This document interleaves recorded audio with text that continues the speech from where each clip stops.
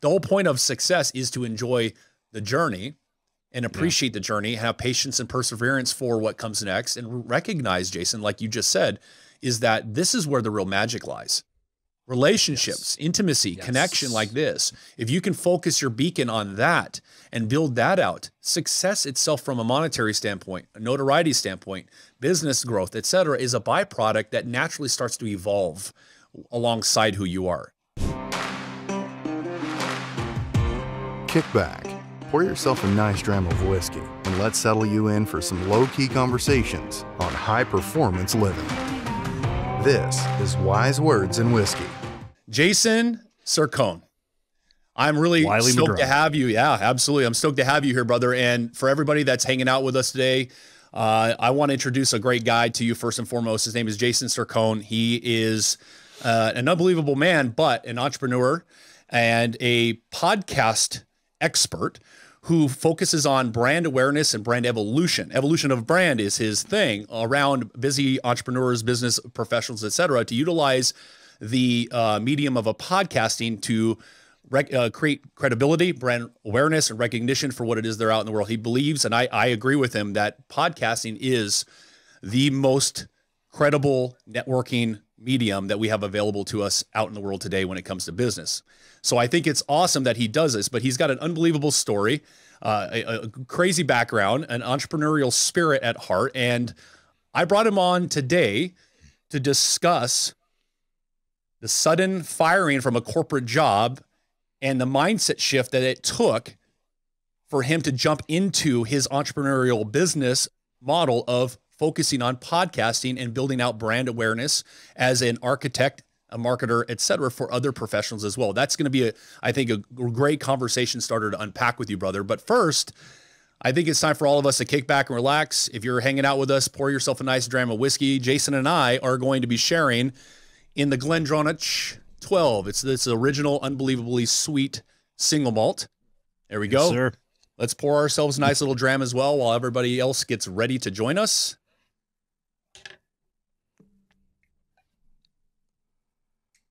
All right. If I'm going to tell that story, it's good we got some whiskey to accompany it. It's going to make it even better. It's good because I feel like you have unbelievable patience and perseverance is a big thing for you. And that's one of the things I find most entrepreneurs, most business owners, people in general don't really build for themselves as a skill set to succeed in life. They don't value them enough. They just want to get to somewhere else and don't appreciate those moments. So yeah, you're right. We're going to, first and foremost, brother, sláinte, as we say. Yes, sir. Good to see you. Cheers. Now, you're a bourbon guy. Ooh, yes, I am. Yes, you are. So I wanted to shake it up a little bit with some Scotch whiskey today with you. What do you think about this one, drinking that neat? What is your experience with this? You may have converted me. Is that right? Okay. Well, I knew this was going to be pretty solid because when you recommended this, I'm like, Wylie is not going to pick a garbage for us. This isn't going to be bottom shelf Scotch that we're going to be sipping on. No, it's got a very, very smooth. I'm digging this aftertaste. It's like you said, it's got some sweetness to it. Yeah, the sherry sweetness. Yeah. You notice how on the back of the palate, when you allow it to linger for a moment, you get more of that nuttiness, oak, and you get a really nice, almost like raisin, light raisin finish. It's really, it's delicious. It's creamy and sweet. It's got those autumn fruits. So if you're listening to this and you're enjoying your own and you want to give it a shot, highly recommend this one because it's just, again, it's very smooth. And I wanted to make sure I got Jason's take on it as well. Yeah, definitely good. And it's funny, my brother-in-law, his neighbor is huge into Scotch. And my brother-in-law is like me. He's big into bourbon. So his neighbor has been introducing him to all this different Scotch. And he had told me, he's like, you got to come over more. You got to come over more. I'll bring you over and we'll start getting it because he was complimenting all of it as well. Yeah. And I go ahead. Yeah. I get it. Well, I was going to say, it's just never been one of those things that I really got into, but as I've gotten older, I've started to appreciate whiskey for a lot more than just let's get messed up. And when you can start to actually enjoy it for the flavors and just sit back and sip it and relax and have a great conversation like we're about to. Yeah. It's one of the finer things in life, my friend. I'm glad we're getting to do this. It is. And I appreciate you brought that up. And I want the audience to really take a moment to consider what Jason just said. Talked about the appreciation for these finer spirits. is not a way to get messed up, but a way to enjoy experiences, right? It's sipping these fine whiskeys, bourbons, Irish whiskeys, tequilas. It doesn't matter what your poison is recognizing the reason why I even wanted to do this podcast in the beginning was because I also wanted to introduce people to a finer way to enjoy spirits versus it just being a point of getting hammered, because there's a way in which you can really find that balance and having great conversation with friends. I'm not to say that you don't want to every once in a while go out and party. That's your thing. Go for it. But here we are just to introduce people to a whole new world of appreciation for those finer things like scotches, bourbons, et cetera. And you know, last thought here, I had a client, and when I went out to New Jersey with him, he's a big bourbon guy. And his biggest thing was Wild Turkey Reserve. That's all he loved to drink. And he's like, I know you're a Scotch guy, but you got to sip this with me. So I had a little bit of that bourbon. So I understand why you love bourbons, because bourbons, it's a good whiskey as well. It's very good whiskey. But these are single malts. These are all like the nice malted barleys, not the different types of grains. But anyway, I digress. You're here. I want to jump into something that's significant, and I think it's going to be great for people to listen to and hear all the different wise words that I'm going to yank out of you around your entrepreneurial journey. Because, Jason, you started off with that spirit already ignited inside you, but I think you found yourself in different types of almost corporate style jobs or different like contain type atmospheres that didn't allow that entrepreneurial spirit to really thrive, to really fire up and do things that you knew you felt inside that were meant for you to go do, but you just couldn't put your finger on it yet, which is why you went through this whole brand evolution, if you will, for your life. But you got to a point where you were working as a hair restoration manager for a corporate company, and it was a sudden firing or laying you off that startled you alive. And it took you in a completely different direction. And I see it as it unleashed you into the right place you were meant to be, which is where you're at now. And I want to unpack with you right now, what was that mindfuck, that awakening that you experienced in your mindset, in your attitude, your focus, that pushed you into the world of podcasting? That's a huge jump to go from there in this corporate job into architect for brand awareness, credibility, authenticity, people getting their message out through this medium. Let's unpack that. Let's start there, brother, because I'm sure there's gonna be so many different wise words you've got to say. It's funny how timing comes into play. And the reason why that was so shocking to me when I lost that job was because I had been excelling. My office had been producing great numbers, and I was brought in with they didn't hide anything. They told me there's a lot to fix here. So I appreciated that. And I always love a good challenge. If they hadn't told me about that, I might have looked at the job a little bit differently when I came in. But when I was accepted, or when I accepted the position that they offered me, I knew what my challenge was, and I did my damnedest to make everything the way it was supposed to be. And that wasn't easy. But it took time and patience, as you mentioned earlier. This is something that I've always considered a trait that I use in everything that I do. And when it was, we had gotten to a good point, and I was a few years into this career, I was getting that recognition. I was on some national sales calls, laying out the plan that I put in place for my office so other branches across the country could utilize the same blueprint. I had just interviewed for a regional management position, knowing that I wasn't going to get it. I remember saying to one of my employees when they asked me, "Are you ready for your interview?" I said, "I'm as ready as I'm ever going to be, but I'm doing this more as an audition. I know I'm not going to get the job." They're like, "Well, why do you know that?" I was like, "Believe me, I know the two people that are also interviewing against me, they're handpicked. They're the chosen ones right now. And I have no problem with that, but I'm going to give them something to think about." And that's exactly what I did, because they called me and said, "Listen, this is the direction we're going to go." And they picked the two people that I knew they were going to pick. But they said, "We were very impressed with what you want to bring to the table. So we're going to start giving you more responsibility." And at that point in time, I had already been working with new managers that they had just hired for their first week. They would send them to me to do some of the light HR work, but to ultimately just set the table for them for what to expect. Right. I was going to different cities and helping if a manager got fired or if they left the company, just to make sure things were in place so there'd be a smooth transition. And now I'm being told we're going to increase that. We're going to up this even more. A fucking month later, I'm on the unemployment line. Nothing made sense there. Right. And what I found out was I got thrown under the bus by one of my employees, and instead of them finding out my side, they just cut ties. And I could not come to terms with that. It was so shocking. It was such a kick to the balls that I was just like, what world am I in right now to where I've given everything and proven that I know what I'm doing, and being told that I'm getting all this new responsibility to a month later being unemployed. That was rough. It is. I'm going to stop just to anchor something that you said right there. That was really a moment. I think you recognize it, and you can continue on this, but you said timing, and then you said shocking, and you said unexpected, but you also had an intuitive recognition that something's not going to go the way that I would like it to go. I'm about to hit a wall. You didn't know what that wall was going to look like. You did not expect, obviously, the wall to be, your employee throwing you under the bus and the company taking their side. It doesn't matter. Yeah. I'm pulling out right now some of the wise thinking processes you had, realizing that for everybody that's listening, oftentimes these are those moments that we need to get kicked in the nuts so that we can wake up to what we're really meant to be doing out in the world. We get caught up in the mundane nature of trying to succeed in some linear path, which is part of your background as well as talking about there is no such thing as a linear path to success. There's no such thing as overnight. You got to do the work. You're going to have to go through trials and tribulations.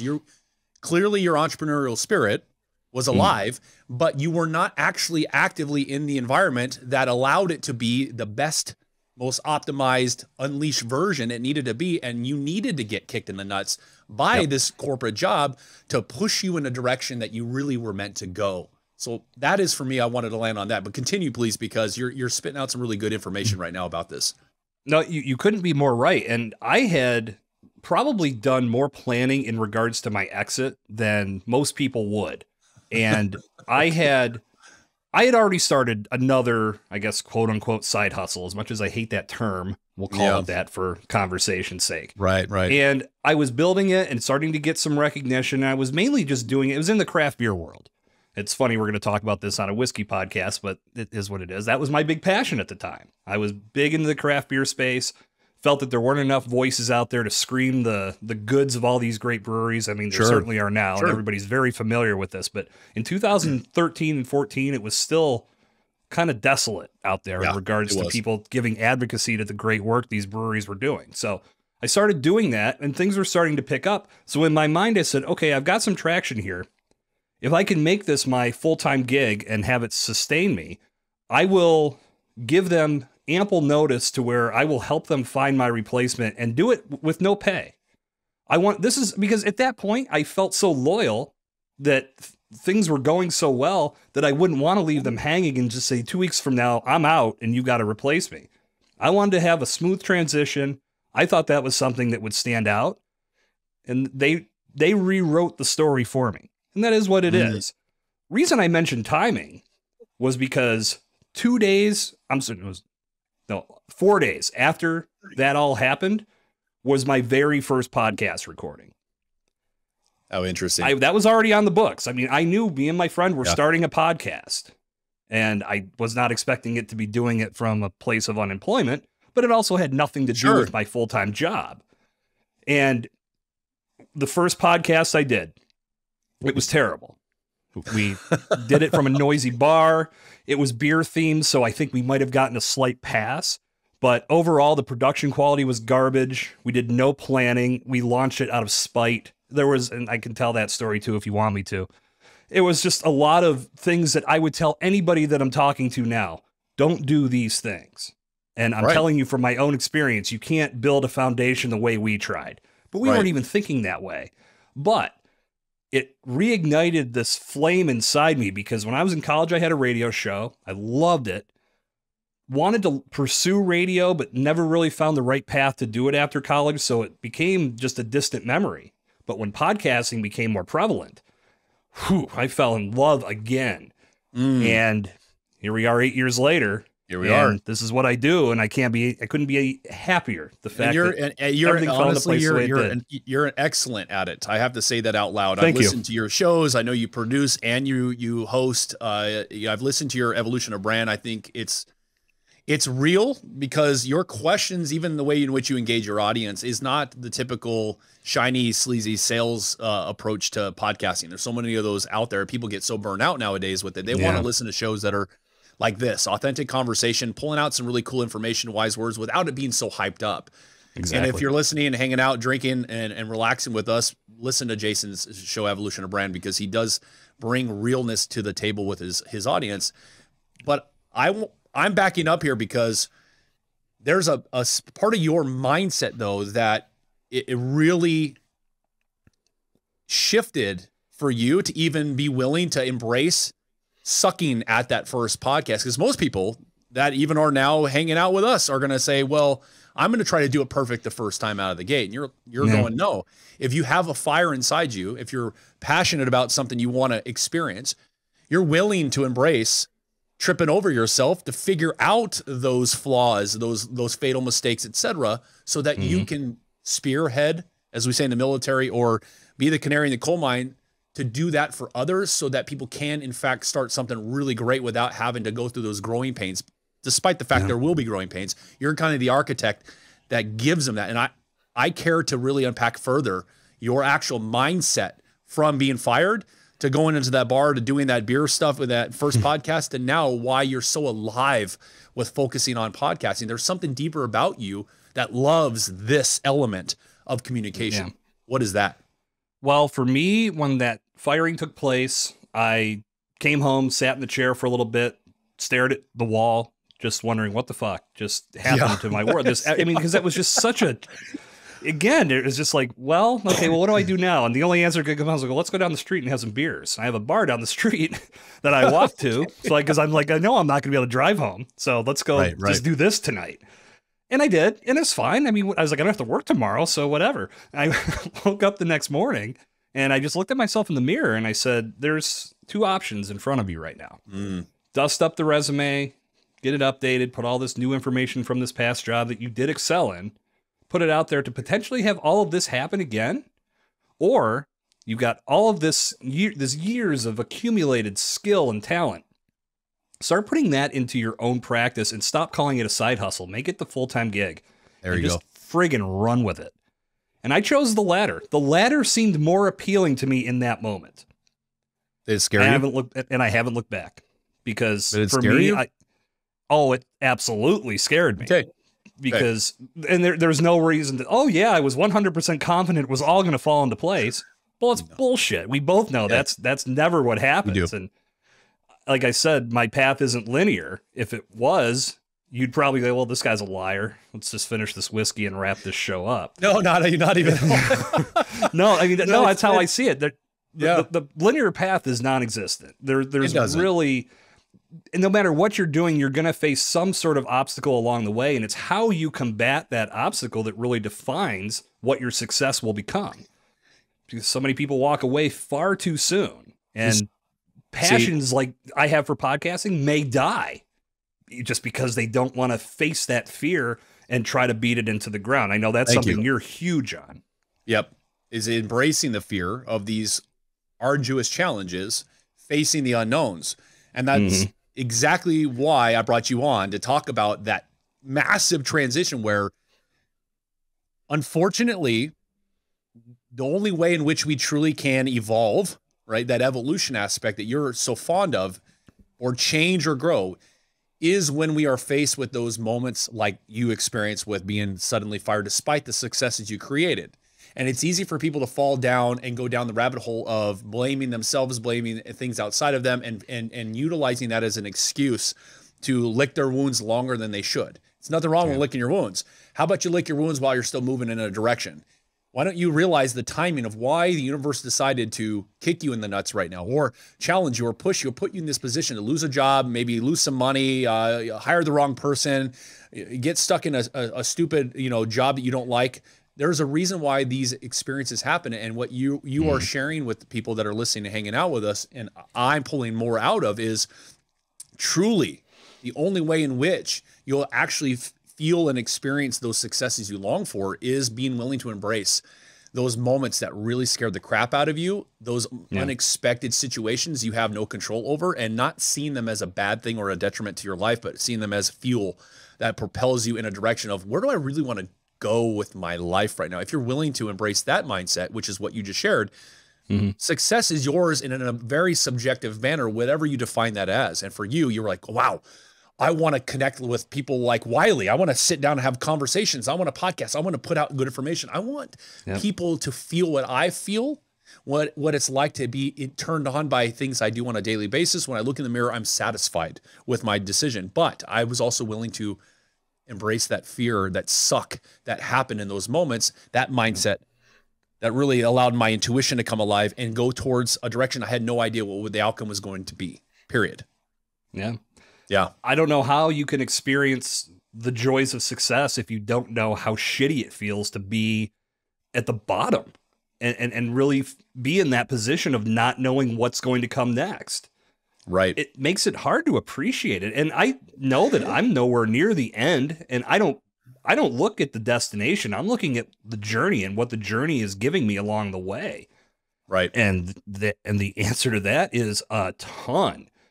I get to meet so many incredible people in the work that I do and have phenomenal conversations. And whether that leads to new business, whether that just leads to the chance to sit down and have a glass of whiskey with a friend, it's awesome. And you can't ask for much more than that. So if you're unwilling to accept and embrace that feeling of, well, this is really shitty, what am I going to do to bounce back and get to a better place? And while I'm doing it, what am I going to learn along the way? Then you're probably never going to truly break out of that funk. You're going to be stuck. And when you're stuck, and then you're going to make, what happens is as you get older, you more codify this mindset that, well, it is what it is. And I'm just going to deal with, or I'm going to cope with whatever this experience is. And you get people that are unfortunately stuck in these unbelievably stressful situations and positions, which part of my work is unfucking leaders, people of prominence and power that have an influence on the masses, because they are the culprits to quite a many of the reasons why we don't have really good movement in our society. So it's the same thing where as they get older, they get stuck in these positions and they don't have the right environments that kick them in the nuts. They don't have the right challenges, the right facing the right fears. They pick and choose what they can control, their resources, etc.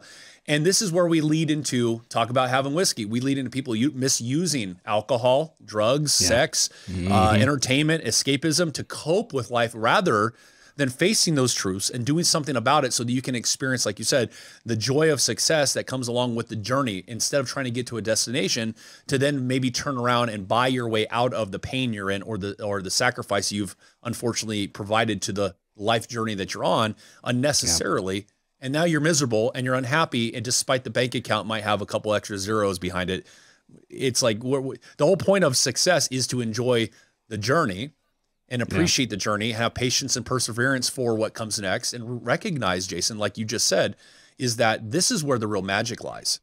Relationships, intimacy, connection like this. If you can focus your beacon on that and build that out, success itself from a monetary standpoint, a notoriety standpoint, business growth, etc., is a byproduct that naturally starts to evolve alongside who you are. I had a conversation not too long ago, brother, that I shared is if we focus on, I was on a podcast and he said, hey, how does my audience accelerate their business, Wylie? I said, well, they can accelerate their business if they are living their life completely in the dark, stressed out, not focused on seeing the challenges they face as part of the journey and growth, and they're scared to death and they let the fear overcome them. You want to accelerate your business? Look at you. Look at your life. Look where you're at. Appreciate those things. Appreciate tripping over yourself, falling on your face, getting back up and going, man, that was good. Let me embrace the suck of that and let me do something about it to move forward. And that's what you're all about, what you've done since you were a young kid. Exactly. That's the only way you can learn. And if you break it down to the most basic skills that we have in our lives, we didn't come out of the womb jumping out of airplanes, right? We came out. I wish. Swaddled. Yeah, I know you do. We came. I figured I'd throw that in there, and it would. That was good. That was good. Yeah. but we came out swaddled in a blanket. And as we grew and our bodies evolved, we started to move a little bit, and we figured out how to roll over, and then we pulled ourselves up, or we army crawled for a bit. But it was this slow progression to the point to where you're walking and then running and then maybe doing some incredible things. But that takes time, that takes patience, and it takes dedication. And you'll never know how to get to that next step unless you fuck up the one before it. Right. And it's amazing to me how we live in a world where that mindset gets lost on so many people with everything they do.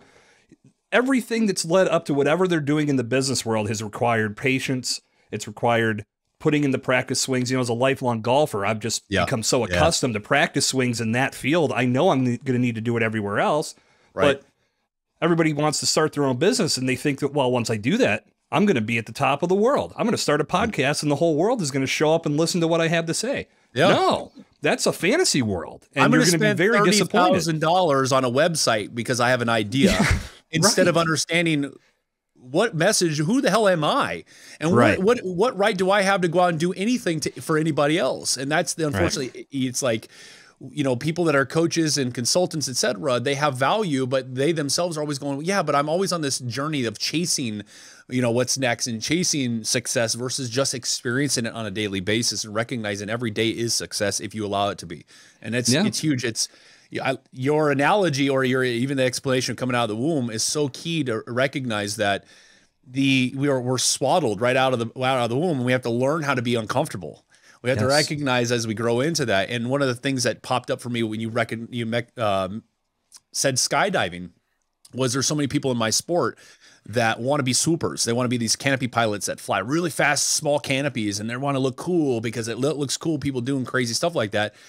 And I did a demonstration jump over Sedona Airport last weekend with a buddy of mine who is a pro demo jumper, does a bunch of stuff over like the USS Midway, travels the country. And one of the things we talked about in our preparation before going up was how canopy piloting, how jumping is a perishable skill. And if you don't stay consistent with it, if you don't face all the nuances and the different types of fears that will arise as you learn to progress and become better at your sport, you'll lose it and you can get hurt. And that's, I think people should hear that and take that away that both Jason and I are talking about, whereas the consistency, the patience, perseverance, that is where skill becomes masterful. And that's where you experience your own evolution for your own success instead of trying to just get somewhere else faster because you don't like the way the current situation feels for you. Yeah. You know how much you miss when you're going too fast? Everything. So much. Think about, again, to put it in the stupidest of terms, think about driving down the highway. If you're going 112, you're going to miss your exit. Right. So you have to slow down and appreciate everything that's coming your way. And like I said, that's a very stupid analogy, but at the same time, there's some sense to it because simplicity is great. Yeah. Simplicity is great. I love it. I mean, you know who Jocko Willink is, obviously. I mean, he's I was listening to one of his speeches. I met Jocko years ago at an event and we had a conversation about the military, but he had this speech. He was speaking to the Pennsylvania National Guard, and he was out in front of a Humvee of this group of Army soldiers he actually served with in Ramadi in Iraq. And I remember he says, the more something sucks, the more I like it. The more I like it, I embrace it because it's going to make me better. It's going to make me stronger. It's going to make me faster, but it's going to do it the right way. And every day, the military, especially the military, we are trained to embrace the suck, recognizing that it's about the environments that challenge us the most, that scare us the most, that stretch our capacity mentally, physically, emotionally, and even spiritually. That's why we become these elite soldiers, these elite combat veterans. We're able to do what we do. Translate that into the business world. That's what you recognize when you got fired. You're like, you know what? This is an environment, a moment that is meant to stretch me, scare me, push me, ignite more of that power. I'm free to go explore what I have always possessed my entire life. And I want everyone here listening right now to take a moment, take a sip of your damn drink and realize that if it's not scaring you, it's not going to stretch you. It's not going to give you what you really are looking for. And embracing that and just doing it anyway is going to be a huge jump. Go after it, sit in a loud bar, try a podcast, figure it out.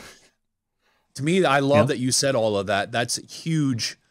Those are great, wise words to really take home with you is patience, perseverance, timing, but recognizing that this is where the real magic lies. This is where I become what I want to become, no matter what it is. I agree. No, I feel that, we live in a world where we become so afraid of failure because we're not defining it the right way. I feel like I might be channeling some of your inner wisdom that I've picked up from you just listening to you on various podcasts, Wylie, but I feel like that's something that it's a huge blight on the world right now is we look at failure as this negative thing, but we're not looking at it as saying, like, when I got fired, I didn't look at it as a failure. I looked at it as I gained some great experience that I can parlay into my next endeavor. Right. And everything that happened before that, there's always going to be nuggets of wisdom and little pieces of a skill set that you can combine into this amalgam of who you are and what you're going to become. And if you don't take the time to appreciate, even when it's shitty, that there was something good built within it, you're never going to learn, you're never going to grow, and you will constantly stay in that state of flux.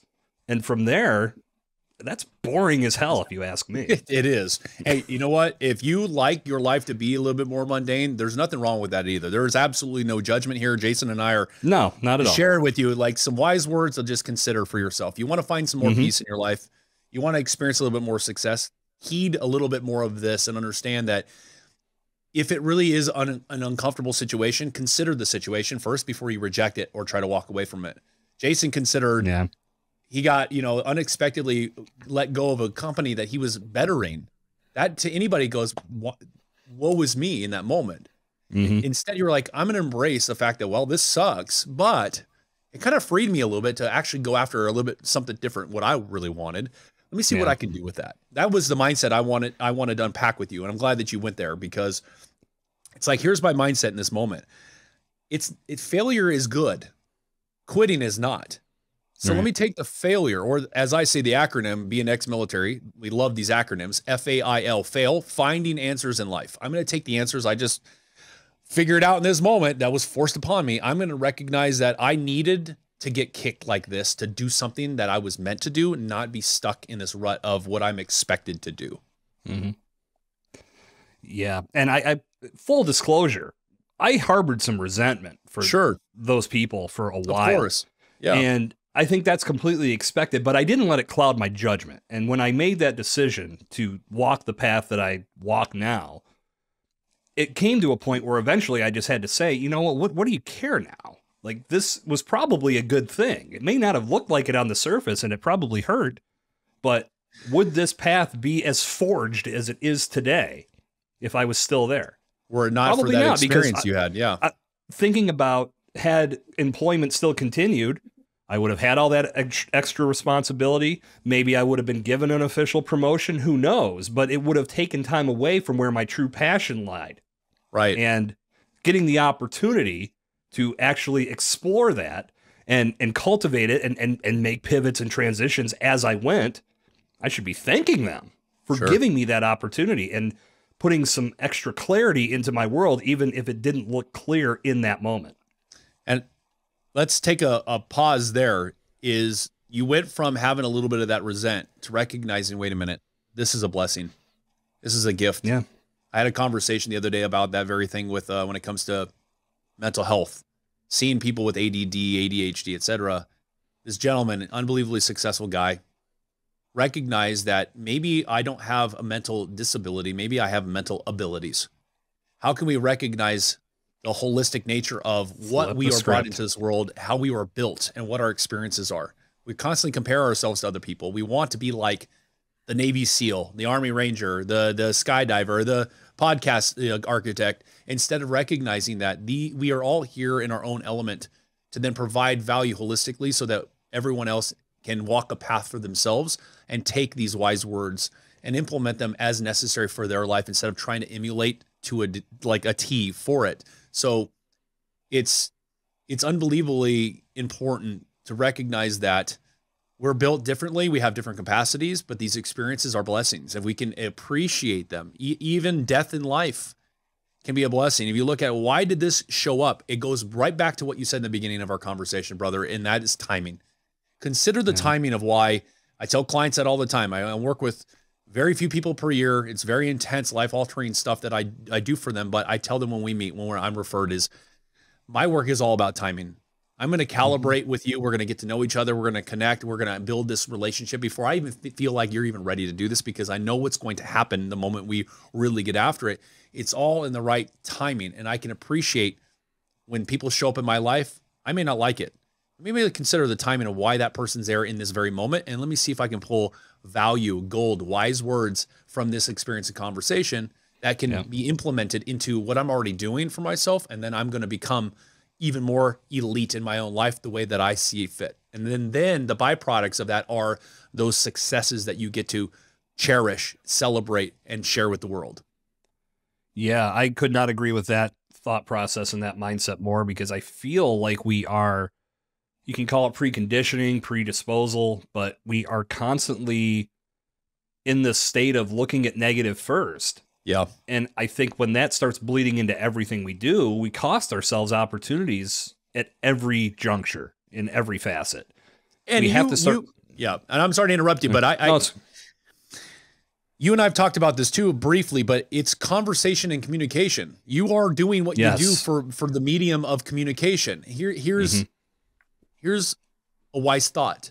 It's like, people don't spend enough time slowing down their own thought process when they're faced with stimuli that feels or seems negative, that comes across as intense, challenging, scary, etc. And they react to it instantly. There's no space in between for them to consider their response to that moment. And then what they don't do is they don't have conversation to find solution, to figure out steps, to discover what's actually good for them in this moment. You are all about that. I'm all about that. You can have a heated moment with a friend, a family member, a client, a person out in the world. It's okay. Can you embrace the heated moment as just part of human beings interacting with each other and recognizing that if I don't like something you said or did, I'm going to confront it head on, and I'm going to say, hey, and I'm going to do it in a very tactful but very balanced way. I'm going to address it. I'm going to have a little bit of my own feeling in it, like peppered in, because you don't want your feelings to overcharge the situation, but pepper it in holistically. And just confront it and have the conversation, and we will find common ground so we can continue our relationship. It's such a cancel culture nowadays. People are so afraid to confront things and just have real conversation like this. Pour a glass of damn whiskey, sit down together, rap about it, beat each other up, and then get to a solution so we can consistently grow together and keep evolving the evolution of our society as a whole. That's what I took away from that, even that point you just made. Amen. Amen, brother. And I'll tell you, I mean, I can give you a perfect example from that job I got let go from. Yeah. Like I said, when I interviewed, they told me what was in front of me. So I appreciated that. So I came in, once my training was done, I think I might have been, I can't remember the timeline on this, but all I remember is one of my first weeks in the office, one of these people that had some cushy deal that the past manager who had gotten let go had made for him that needed fixed, he was coming in that day. I said, great, this is a perfect opportunity for me to introduce myself and figure out what we need to do to fix this. Right. And other people were looking at me like, you're going to go talk to him already? Like, well, yeah, why prolong the inevitable? Well, you just started. You know enough about what you're talking about? I'm like, it's not about what I know. It's about making a connection with this person and finding that common ground that you just mentioned, Wylie. We have to figure something out here. Unless you want this guy to keep paying way under what he's supposed to, which affects all of our numbers. I'm going to go have a conversation with him and figure things out. Was it the easiest conversation in the world? No. But that guy respected me because I was completely transparent and told him what was going on and what we needed to do, and I was going to make it work for him. And we did. And it all worked out. And that's my thought immediately was, I have a bunch of people around me that are afraid to do this. And this is a basic, simple conversation. I think we have to start with the fundamentals and then we'll build from there. And that's what I did.